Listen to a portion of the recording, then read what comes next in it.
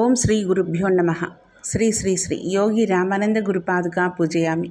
శ్రీ లలితా సహస్రనామ స్తోత్రంలోని 107, 108వ శ్లోకంలో వివరణ.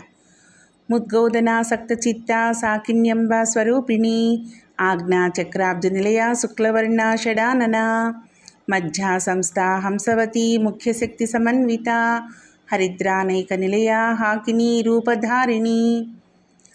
ముందుగా ముద్గోదనాసక్త చిత్త అంటే పెసరపప్పుతో చేసిన అన్నం యందు ఆసక్తి కలిగి ఉంటున్నది అని అర్థం. మంచి బియ్యము, పెసరపప్పు, బెల్లం, కొబ్బరి, మిరియాల పొడి, సైంధవ లవణం, జీలకర్ర, పాలు, నెయ్యి వీటన్నింటినీ వేసి చేసేదే ముద్గోదాన్నం. ఈ రకంగా చేసిన అన్నము దేవికి చాలా ఇష్టం.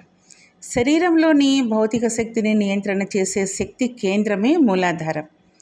భౌతిక బలం యావత్తు మూలాధారం వద్ద కేంద్రీకృతమై ఉంటుంది. మూలాధార చక్రం వద్ద ఉండే ఈ బలాన్నే పురాణాల్లో బలి చక్రవర్తితో పోల్చారన్నమాట. ఈ బలికి సంబంధించిన కథనే సంక్రాంతి ముందు రోజు వచ్చే భోగి రోజున జరుపుకుంటారు. ఆ రోజున కూడా పులగం నైవేద్యం పెట్టి తింటారు. అన్నప్రాసన పాయసాన్నంతో ప్రారంభించి క్రమంగా నెయ్యన్నం, తీయని బెల్లమన్నం, పెరుగన్నం తినిపించి అటుపైన పప్పు అన్నం తినిపించడం ప్రారంభించాలి అనే సూచన కూడా ఈ నామంలో ఉంది. తర్వాతి నామం సాకిన్యంబ స్వరూపిణి, సాకిని దేవత యొక్క రూపంగా ఉండునది అని అర్థం. మూలాధార చక్రాధిష్టాన దేవత అయిన సిద్ధ విద్యా దేవత యొక్క బీజం, శక్తి, కీలకం అన్నీ సకార సంకేతంగా ఉంటాయి. కాబట్టి ఈమెను సాకిని అంటారు. సంతానోపనిషత్తులో ఇక్కడ సిద్ధ విద్యాదేవి 5 ముఖాలతో ఉంటుంది. గర్భస్థ శిశువుకు ఈ నెలలో చర్మము ఏర్పడుతుంది. 5వ నెలలో బిడ్డకు వెన్నెముక ఏర్పడుతుంది. గర్భిణీ స్త్రీకి ఈ సమయంలో ముద్గాన్నము మంచి ఆహారం.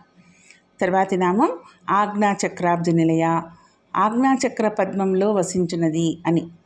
భూమధ్య భాగంలో 2 దళాలు కలిగి ఉన్న స్థానాన్ని ఆజ్ఞాచక్రం అంటారు. ఈ చక్రానికి అధిదేవత సదాశివుడు. ఈ చక్రంలో సిద్ధమాత అనే దేవత ఉంటుంది. శివుని ఫాలాగ్ని నేత్ర స్థానం కూడా ఇదే. సిద్ధమాత దేవతకు 6 ముఖాలు ఉంటాయి. ఈ పద్మం యొక్క 2 దళాలలోనూ హకార క్షకారాలుంటాయి. ఇది గంగా, యమున, సరస్వతుల సంగమ స్థానం. కూటత్రయం, మండలత్రయం, ఖండత్రయంల సమాప్తి స్థానం. కూటత్రయం అంటే వాగ్భవ కూటమి, కామరాజ కూటమి, శక్తి కూటమి. ఖండత్రయం చంద్రఖండం, సూర్యఖండం, అగ్నిఖండం. మండలత్రయం చంద్రమండలం, సూర్యమండలం, అగ్నిమండలం. ఇది త్రిపుర నివాస స్థానం. అన్ని ఇంద్రియాలకు ఇక్కడ నుండే ఆజ్ఞలు జారీ చేయబడతాయి అన్నమాట. కాబట్టి దీన్ని ఆజ్ఞాచక్రం అంటారు. ఇది ఆత్మస్థానం. ఇక్కడే ఇడ, పింగళ, సుషుమ్నా నాడులు కలుస్తాయి. ఈ స్థానాన్ని పురాణాల్లో కాశీపట్టణంతో పోల్చి చెప్తారు. వాస్తు పురుషునికి ఇది తూర్పు దిశను సూచిస్తుంది.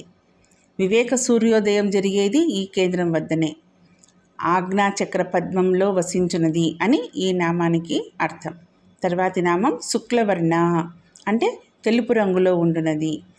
ఈ ఆజ్ఞాచక్రాధిష్టాన దేవత సిద్ధమాత తెలుపు రంగులో ఉంటుంది. తెలుపు రంగులో అన్ని రంగులు కలిసి ఉంటాయి, లేదా అన్ని రంగులు కలిస్తే చివరకు తెలుపు రంగు వస్తుందని విజ్ఞాన శాస్త్రం కూడా చెప్తోంది. ఈ ఆజ్ఞాచక్రం వద్ద క్రింది చక్రాలకు సంబంధించిన నియంత్రణ బీజాలు కూడా ఉంటాయి. అంటే ఈ ఆజ్ఞాచక్రంతో కింది చక్రాలకు సంబంధించిన వాటిని కూడా నియంత్రించి పొందవచ్చు. ఇది పూర్తిగా జ్ఞాన సంబంధమైన చక్రం. జ్ఞానము స్వచ్ఛమైంది. తెలుపు రంగు ఈ స్వచ్ఛతను, అన్ని రంగుల కలయికను సూచిస్తుంది. ఇది మనస్తత్వానికి సంబంధించిన చక్రం. మనసులో ఎంతటి సూక్ష్మమైన, అధికమైన విషయమైనా ఇమడగలదు. అందుకే ఇది పూర్ణ జ్ఞాన సంబంధమైన చక్రం. త్రికాల జ్ఞానాలు ఈ చక్రాధిష్టాన దేవతకు ఉంటాయి. తెలుపు రంగులో ఉండునది అని ఈ నామానికి అర్థం. తర్వాతి నామము షడానన అంటే 6 ముఖాలు కలిగినది అని. సిద్ధమాతకు 6 ముఖాలు ఉంటాయి. వాటినే 6 శిరస్సులు అంటారు. ఇది కుమారస్వామి శక్తిగా కూడా భావించవచ్చు. ఈ చక్రాధిష్టాన దేవత నామమైన సిద్ధమాతలో మాత అనే పదము స్తన్యాన్ని ఇచ్చే తల్లిగా కూడా సూచిస్తుంది. గర్భస్థ పిండానికి ఈ చక్ర సంఖ్య 6 సూచించే 6వ మాసం వచ్చేసరికి పంచేంద్రియాలతో పాటు మనసు కూడా ఏర్పడుతుంది. పంచేంద్రియాలతో పాటు మనసు కూడా కలిసి మొత్తము 6 ఆననాలుగా ఈ నామంలో సమన్వయింపబడింది. 6 ముఖములు కలగది అని ఈ నామానికి అర్థం. తర్వాతి నామం మజ్జా సంస్థ, అంటే మజ్జా ధాతువును ఆశ్రయించి ఉండునది. ఈ సిద్ధేశ్వరి దేవత మజ్జయందు ఉంటుంది. మజ్జ అంటే ఎముకల యందుండే గుజ్జు లాంటి పదార్థం అన్నమాట.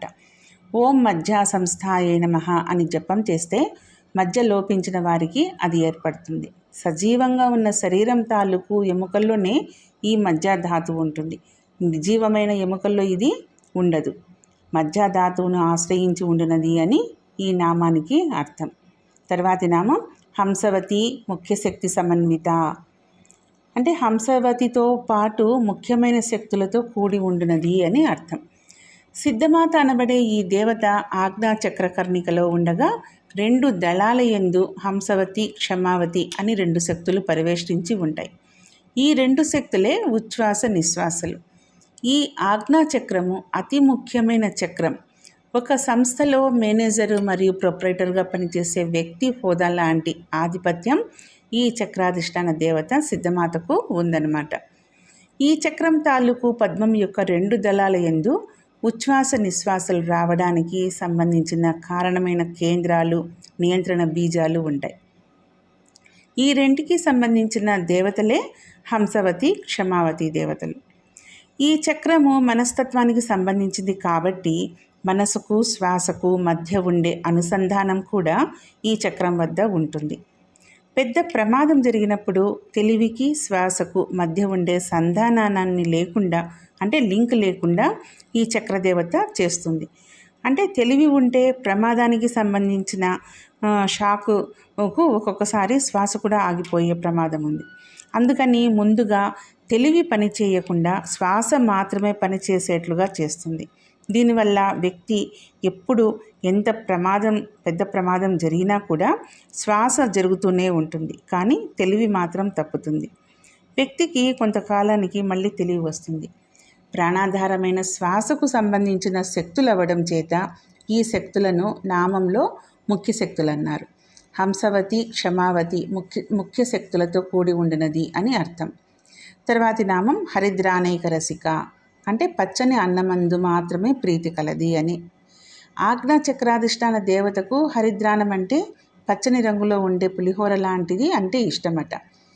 అన్నప్రాసన అయిన పిల్లలకు ముందుగా పాలన్నంతో ప్రారంభించి క్రమంగా నెయ్యి అన్నము, బెల్లం అన్నము, పెరుగన్నము, పప్పన్నము పెట్టడం ప్రారంభించి కానీ అటుపైన ఈ పులిహోర వంటి పచ్చని అన్నాన్ని తినిపించకూడదని ఈ నామం సూచిస్తోంది.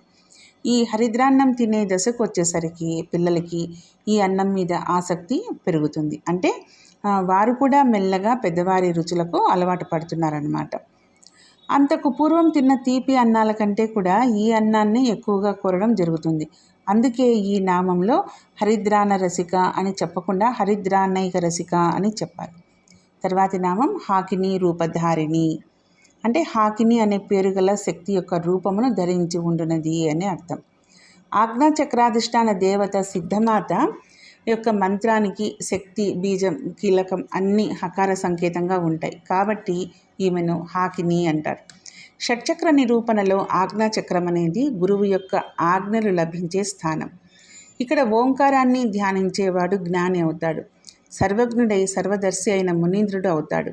ఈ చక్రం కర్ణికలో త్రికోణం ఉన్నది. ఈ త్రికోణంలో ప్రణవానికి ఆధారమైన అకార ఉకారాలుంటాయి. దాని మీద బిందు రూపంలో మకారం ఉంటుంది. 6వ నెలలో గర్భస్థ శిశువుకు ముక్కు, చెవులు, కనులు మొదలగు అవయవ సౌష్ఠవం ఏర్పడుతుంది. ఈ నెలలోనే మనసు కూడా ఏర్పడుతుంది. అదే 6వ అవయవం. అందుచేతనే సిద్ధమాతకు 6 తలలుంటాయి. ఈ సమయంలో గర్భిణీ స్త్రీకి హరిద్రాన్నం మంచి ఆహారం. హాకినీ దేవతా రూపం ధరించి ఉండునది అని ఈ నామానికి అర్థం. ఓం శ్రీమాత్రే నమః. ఓం శ్రీ గురుభ్యో నమః.